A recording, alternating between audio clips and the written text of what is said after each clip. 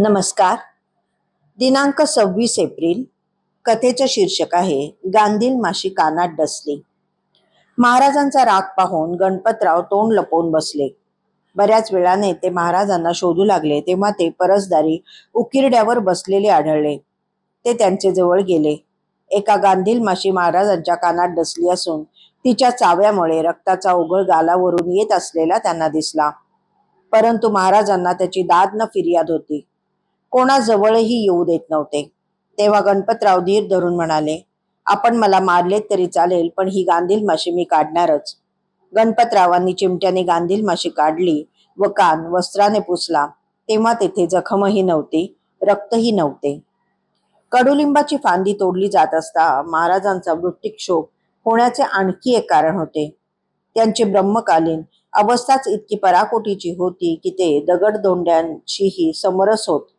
इतके समरस होत, इतके एकरूप होत की चालताना दगड पाषाण शिळांवरून प्रेमाने हात फिरवून ते दगड पाषाणाशी हळूवार चौकशी करीत. हे त्यांचे वेडेपण नव्हते की विक्षिप्तपणाही नव्हता.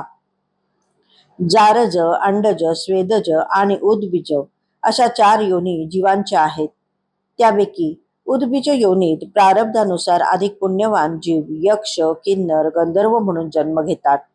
पण कमी पुण्यवान जीव वृक्ष, लता, वनस्पती म्हणून जन्मास येतात आणि अतिकठीण कर्मदशा असणारे जीव डोंगर पर्वत रूपाने एकाच जागी त्यावर कठीण कर्माचा निचरा होईतो सहस्रो वर्षे पडून हिवाळे, उन्हाळे, पावसाळे सोसत राहतात.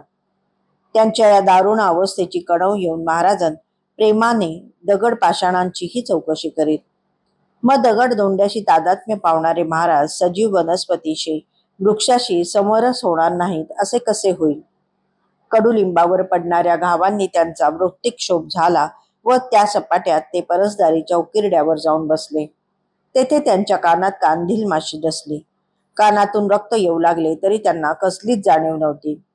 डंख मारल्यामुळे वेदना व्हावयास हवी होती, परंतु त्याऐवजी ते त्या गांधील माशीशीही तद्रूप झाल्याने तिला टोकरण्याच्या आनंदाशी समरस झाले व त्या आनंदात हसू लागले. म्हणजे ते हसणे महाराजांचे नव्हते तर त्या गांधील माशीचे होते. त्या आनंदात कोणी व्यत्यय आणू नये म्हणून ते कोणास जवळ जाऊ देत नव्हते. ब्रह्मवृत्तीवर असल्यामुळे स्वतःच्या देहाची त्यांना जाणीवही नव्हती. पण गणपतरावांनी निश्चयाने गांधील माशी काढणारच असे म्हटल्यावर त्यांनी त्यांनाही विरोध केला नाही. खरे तर विरोध करणार कोण आणि कोणाला? गांधील माशी, गणपतराव आणि महाराज हे सर्वच एकरूप होते, एकच होते. गणपतरावांनी गांधील माशी चिमट्याने काढली. गांधील माशीच निघाली तशी तिच्याशी झालेली महाराजांची तद्रुपताही संपली. गांधील माशी गेली, तिचे टोकरणेही संपले. मग रक्त वाहणे तरी कुठून येणार? त्याचे नामोनिशाणही उरले नाही. महाराज प्रत्यक्ष महादेव ईश्वर होते.